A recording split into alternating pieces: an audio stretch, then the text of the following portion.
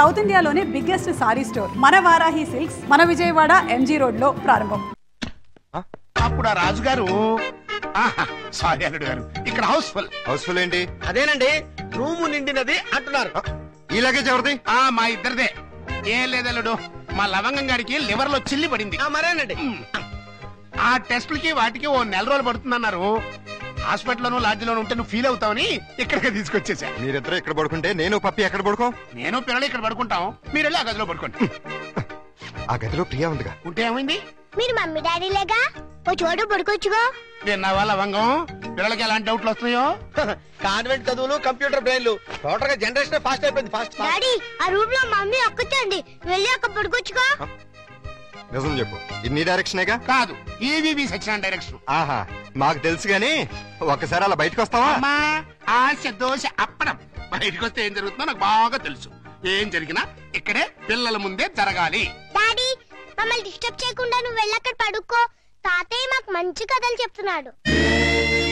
ఆ తర్వాత ఆ రాజుగారు ఏం చేశారంటే 7 కొడుకుల్ని తీసుకుని వేటకి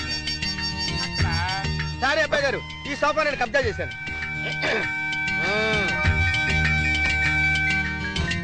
అప్పుడు ఆ రాజుగారికి ఏం చేయాలో తోచక పిచ్చి పిచ్చి చూపులు చూస్తున్నాడు. అదేం డాడీ ఇక్కడ పడుకుంటున్నా? అదే నేను ఇక్కడ పడుకోవట్లేదు, దిండు జారిపోతాను. నేను మమ్మీ గదిలో పడుకుంటున్నాను. ఏ కారు ఈ టైంలో వచ్చారు? అదేంటి తలపేస్తున్నారు? ఓ నెల రోజులు ఇక్కడే పడుకుంటాను పిల్లల కోసం. వాట్? ఏంటండి, ఏంటి మీ ఉద్దేశం? దురుద్దేశం ఏం లేదు, కంగారు పడకో. మా మామయ్య లవంగం ఓ నెల రోజులు ఇక్కడే తగలెడతారంట. అయితే మాత్రం మీకు ఇక్కడ తప్పితే ఇంకెక్కడ ప్లేస్ లేదా? ఉంది, కానీ మన ఇద్దరం ఒకే రూమ్ లో ఎందుకు పడుకోవట్లేదని పిల్లలకు డౌట్ వచ్చింది. అందుకని నా పక్కన పడుకుంటారా? కాదు, ఈ పక్క పడుకుంటాను. మీరు ఏ పక్కన పడుకున్నా ఈ రూమ్ లో ఉండటానికి వీల్లేదు. ఏ నువ్వు కంట్రోల్ తప్పుతావని భయమా? చిచి, నేను చాలా నిగ్రహంగా ఉంటాను. మరి ఇంకెందుకు అబ్జెక్షన్? నువ్వేంటో నాకు తెలుసు, నేనేంటో నీకు తెలుసు. హ్యాపీగా పడుకో. Good night. లవంగం తలుపేసుకుని కట్టయింది, అక్కడ ఇంకా బయటకు రాలేదురా. అంటే అమ్మాయి గారు గ్రీన్ సిగ్నల్ ఇచ్చేసినట్టున్నారు. అయ్యో సార్, సార్ నలిపింది పిసికించారు. సారీరా. సారీ తర్వాత ముందు ఆ గదిలో సీన్ చూడండి. చనమి, అమ్మాయి అల్లుడు కలిసి ఉంటే చూడమంటావా? కళ్ళు పేలిపోతాయి. వాళ్ళేదో కింద మీద పడుతూ ఉంటారు. కింద మీద పెడితే పర్వాలేదు, కింద ఒకళ్ళు మీద ఒకళ్ళు పడ్డారు. రండి చూపిస్తాను.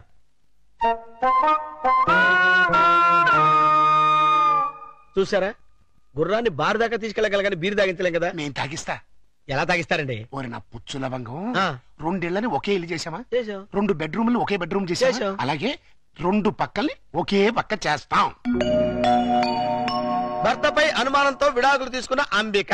ఏమండి, నేనేమన్నా అంటే అన్నా ఉంటారు కానీ అనుమానంతో విడాకులు తీసుకుంటారని ఎవరైనా? ఏంటో అదేంటల్లుడు, బట్టలు నువ్వు తీసుకెళ్తున్నావు. ఉతకడానికి ఏమోనండి. నువ్వు బట్టలు ఉతకడం ఏంటల్లుడు? ఏ నువ్వు ఉతుకుతావా? నువ్వు నేను ఉతకడం ఏంటి? ఇంట్లో లేడీస్ లేరు? లేడీసా? అదేనండి మీ మిస్సెస్ గారు, అదే పప్పి మమ్మీ గారు. ఏంటమ్మా ఈ అన్యాయం? కాఫీ ఇవ్వడం అన్యాయం ఏమిటి? కాఫీ ఇవ్వడం కాదు, అల్లుడు గారి చేతికి బకెట్ ఇవ్వడం. ఇంటికి వెళ్ళాలి వాషింగ్ మిషన్ అన్నారు. నువ్వు అల్లుడు గారి చేతి బట్టలు ఉతికిస్తే పప్పి బబ్బులు ఏమనుకుంటారు? అంటే మీ ఉద్దేశం ఏంటి? ఇప్పుడు చెప్పమ్మా, ఇందాక చెప్పమ్మా. చెప్పమ్మా చెప్పు. అది నేను వద్దన్నా కూడా వినిపించుకోకుండా ఆయన ఉతుతానంటారు ప్రతిసారి కదండి. అవును. అంటే అల్లుడు గారికి నీ మీద బోళ్ళంత లవ్వు, నిన్ను కష్టపెట్టే ఇష్టం లేక అలా అంటూ ఉంటాడు కదల్లుడు. అవును మావయ్య. తీసుకెళ్ళి ఉతుకో. అలాగే ఉతుకుతాను. ఈ లోపు మీరు అన్నం కూర వండేసేయండి. ఏమిటమ్మా అన్యాయం? సారీ చూసుకుని. వాళ్ళ గురించి కాదు, ప్రతి ఏ ప్రత్యక్ష దైవం నమ్మేటువంటి హిందూ సాంప్రదాయంలో పుట్టి అదితో వంట చేస్తావా? అది కదా పిల్లలు. ఇప్పుడు వాళ్ళతో పనే ఉంది. పాపం అన్ని పనులు తనే చేస్తే ఇబ్బంది అని నేనే. పైగా సీఎం గారు ఏమంటున్నారు? శ్రమదానం చేయండి, శ్రమదానం చేయండి అంటున్నారు. అందుకే నేను శ్రమదానం చేస్తున్నాను. మీకంతగా శ్రమదానం చేయాలని ఉంటే కూరగాయల మార్కెట్కి వెళ్ళి కూర కొనుక్కురా, సూపర్ మార్కెట్కి వెళ్ళి సరుకులు పట్టరా, ఫ్లవర్ మార్కెట్కి వెళ్ళి అమ్మాయికి పూలు తీసుకురా. అది కాదు మావయ్య. అది కాదు పిల్లలు.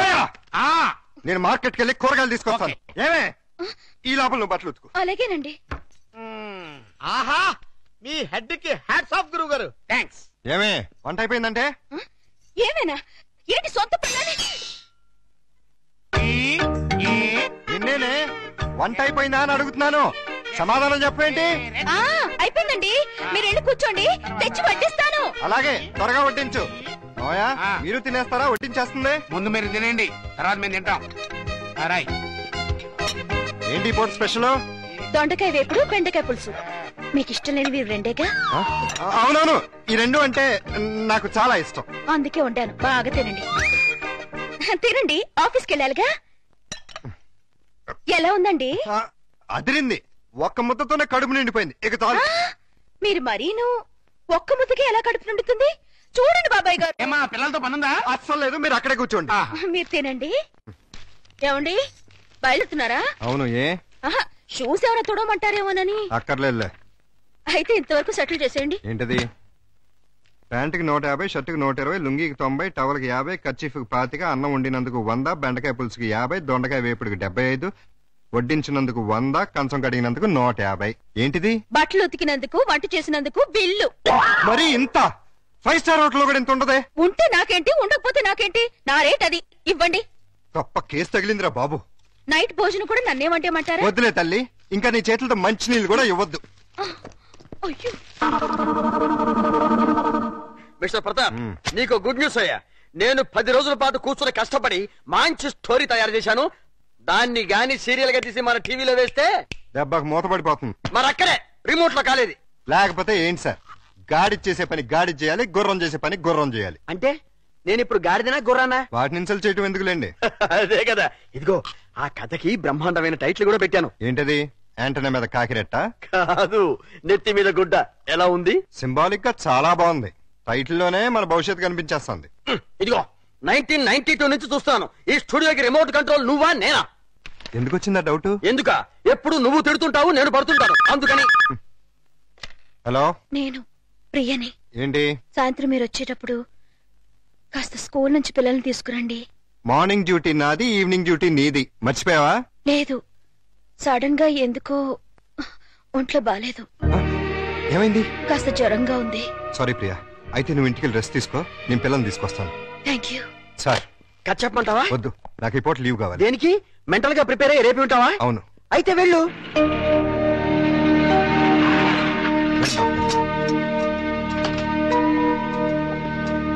రండి. ఓహో, ఆహా, నా బంగారు లైట్, బందర్ లడ్డు. ఓహో, నా తిరుపతి లడ్డు. ప్రియా, ఎలా ఉంది? అయ్యో, జ్వరం ఎక్కువగా ఉంది, డాక్టర్ గారు చూడండి.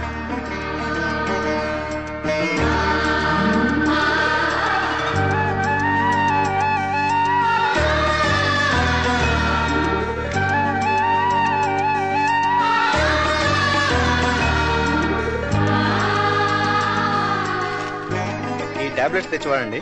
అలాగే, వస్తాను. ప్రియా, నేను మందులు తీసుకొచ్చేస్తాను.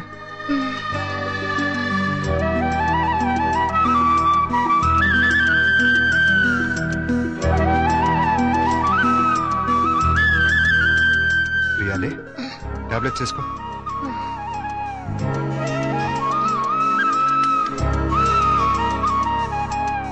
రమ్మ చూసారా ఏమంటుందో? ఏమంటుంది? నాది ప్రేమించే వయసే గానీ ఎవరిని ప్రేమించలేదు. మావయ్య, నేను ప్రియని చూస్తుంటాను, మీరు వెళ్ళి స్కూల్ నుంచి పిల్లల్ని తీసుకురండి. అలాగే. చూసారా, ప్రియం చూసుకుంటాడట. ఇంకెక్కడ కూర్చున్నారండి? అదండి మన వాళ్ళు. అదా డాడీ డాడీ చూడు డాడీ, బబ్లు నన్ను ఎలా కొడుతున్నాడో. లే డాడీ, అదే నన్ను గిచ్చింది. నిన్న అసలు ఇది ఉండు, మమ్మీకి ఉంటో బాలేదు. అలా చెక్కింది, బయటికి వెళ్ళి ఆడుకోండి. పండి. రా పప్పి. ప్రియా, ప్రియా, లే, జ్యూస్ తాగుదు కానీ. లే, వద్దండి. ఏం తినలేదు కదా, నీరసంగా ఉంటుంది. లే.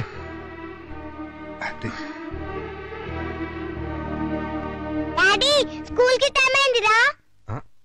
అరే, అప్పుడే 9 అయిందా? వస్తున్నా. అరే, ఇంకా జ్వరం ఉంది. తగ్గిపోతుందిలేండి, మీరు వెళ్ళండి. పావుగంట ఆగి టాబ్లెట్స్ వేసుకో. వస్తా. డాడీ, ఇవాళ నువ్వు త్వరగా రావాలి. ఏమ్మా? ఇవాళ నా బర్త్డేగా. ఓ సారీ అమ్మా, మర్చిపోయాను. హ్యాపీ బర్త్డే పప్పి డార్లింగ్. అది same dialogue. Thank you daddy. Evening పెద్ద కేక్ తెచ్చి పార్టీ ఇవ్వాలి. మా ఫ్రెండ్స్ అందరినీ పిలుస్తాను. ఇవాళ పార్టీ వద్దులేమ్మా, ఏ? మమ్మీకి ఒంట్లో బాలేదు కదా. వచ్చే సంవత్సరం 2 పార్టీలు గ్రాండ్ గా చేద్దామే. మా ఫ్రెండ్స్ అందరికి చెప్పేశాను డాడీ. పార్టీ ఇవ్వకపోతే ఫీల్ అవుతారు వాళ్ళు. అమ్మకు బాగున్నప్పుడు పార్టీ ఇస్తే అమ్మ కూడా ఫీల్ అవుతుంది కదా మరి. అయితే వద్దులే. Good girl. పదండి, స్కూల్కి టైం అవుతుంది, పదండి.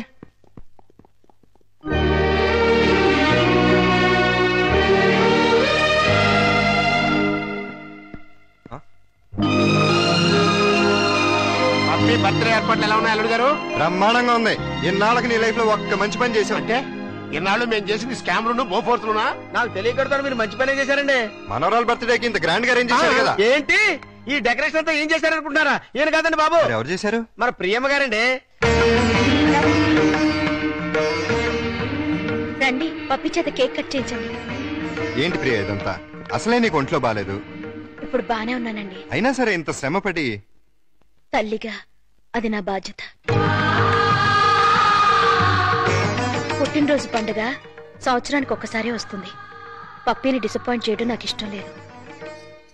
రండి, కేక్ కట్ చేయించండి. భార్యాభర్తలిద్దరు కలిసి జాయింట్ గా కట్ చేయించాలి. అప్పుడే పిల్లలు ఆనందపడతారు. కానివ్వండి. త్వరగా కట్ చేయించండి, ఆకలిస్తుంది. పప్పి క్యాండిల్ లేదు. గట్టిగా. Happy birthday to you. Happy birthday to you. Happy birthday to you. Pakistan ఇండియాలో ఉండే అల్లుడు అమ్మాయి ఇవాళ హైదరాబాదు సికింద్రాబాద్ లా కలిసిమెలిసి ఉన్నారా? ఇంకా 10 రోజులు ఆగితే వాళ్ళిద్దరి మధ్య బాగా ఎఫెక్షన్ పెరిగిపోయి విజయవాడ బెజవాడ ఒకటైపోతారు. అయితే ఇప్పుడే వాళ్ళని విడదీయాలి. విడదీయాలా? ఖాళీగా ఉన్నోడు క్యాట్ కటింగ్ చేయడం అంటే ఇదే. వాళ్ళిద్దరు విడిపోయినంత కాలం కలపడానికి ప్రయత్నం చేశారు. తీరా వాళ్ళిద్దరు కలవబోతుంటే విడగొడతారంటారేంటి? ఆత్రేయ గారు ఏమన్నారు? మీతో ఏమన్నా అన్నారేమో గానీ నాతో ఏమనలేదు. విడదీస్తే విరహం పెరుగుతుంది, దూరం అయ్యే కొద్దీ దగ్గర వాళ్ళని అనిపిస్తుంది అని అన్నారు. వాళ్ళు ఎప్పటికీ కలిసి ఉండాలంటే ఇప్పుడు విడదీయాలి. ఓహో, అలా వచ్చారా? నువ్వెలా రావాలో చెప్తాను రా. నమస్కారం అండి. ఏంటిలా వచ్చావు? నేను రాలేదు, ప్రతాప్ గారు పంపించారు. దేనికి? మీ మధ్య అకౌంట్ బ్యాలెన్స్ ఉందంట కదండి, అది క్లియర్ చేసి రమ్మన్నారు. ఇదిగోండి 5,000. అకౌంటా? అదేనండి, నిన్న వాళ్ళ పాప బర్త్డే చేశారు కదా. చేస్తే కేక్ 500, చాక్ 100, డెకరేషన్ 1000, టీలు టిఫిన్లకు 1000, బూడగల కింద 250, సర్వీస్ ఛార్జీల కింద మిగతా అమౌంట్ ఇచ్చిరమ్మన్నారండి. నిజంగానే ఆయన పంపించారు ఈ డబ్బు? మిమ్మల్ని హవాలా కేసులో ఇరికిద్దామని హర్షద్ మెహతా బొంబాయి అతను పంపించాడండి. జోక్ లేకు. మా కంపెనీస్ వచ్చిన ప్రాబ్లం ఏదండి? ప్రాబ్లం ఏది? మేము సీరియస్ గా చెప్తే జోక్ అంటారు, మేము జోక్ గా చెప్తే సీరియస్ అంటారు. ప్రేమతో పాప బర్త్డే చేస్తే పేమెంట్ పంపిస్తాడా? కట్టుకున్న మూడు కాదు కదమ్మా, అవసరానికి పెట్టుకున్న మూడు, అందుకే పంపించాడు. ఎక్కడున్నాడు ఆయన? దేనికి?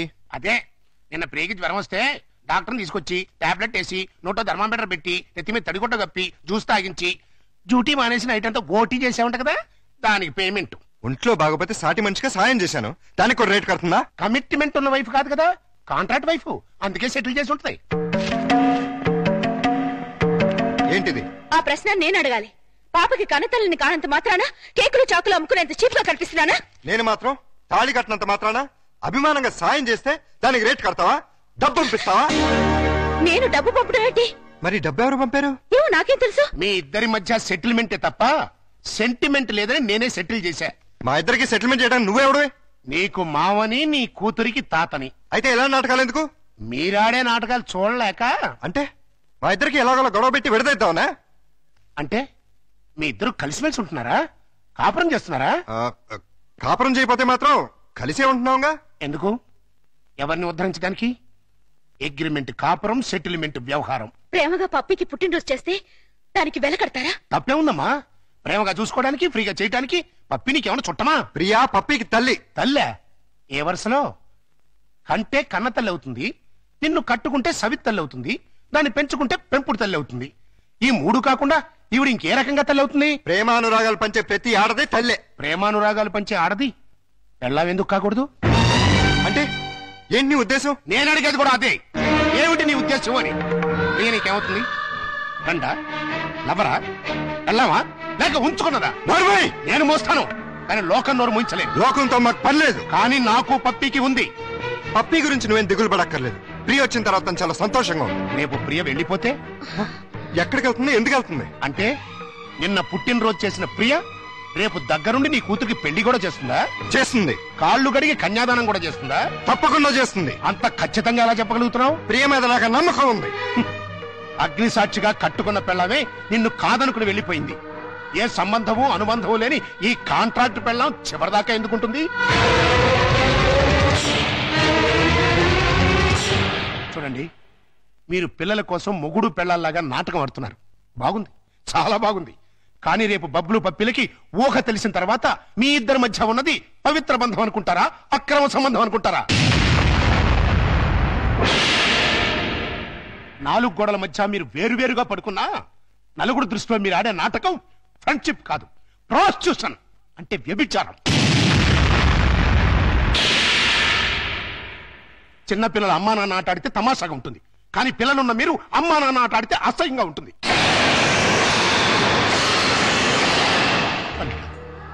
నువ్వంటే నాకెంతో ఇష్టం, ప్రియ అంటే నా కూతురి కంటే ఎక్కువ ఇష్టం. మీ ఇద్దరు పుణ్యమాని ఆ ఇద్దరు పిల్లలు తల్లి తండ్రి లోటు లేకుండా ఆనందంగా ఉన్నారు. ఆ ఆనందాన్ని వాళ్ళకి శాశ్వతం చేయండి, మీ అనుబంధాన్ని శాశ్వతం చేసుకోండి.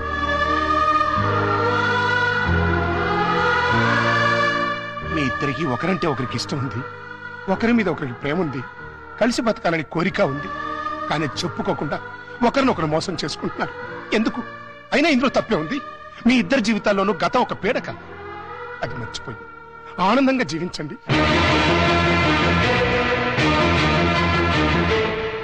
కాదంటే ఈ నాటకానికి తెరదించేయండి.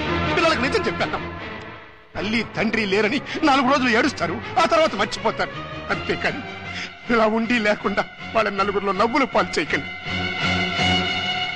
ఒక్క మాట, రేపటి నుంచి ప్రియ నీ భార్యగా ఉంటేనే పప్పి ఇంట్లో నీ కూతురుగా ఉంటుంది.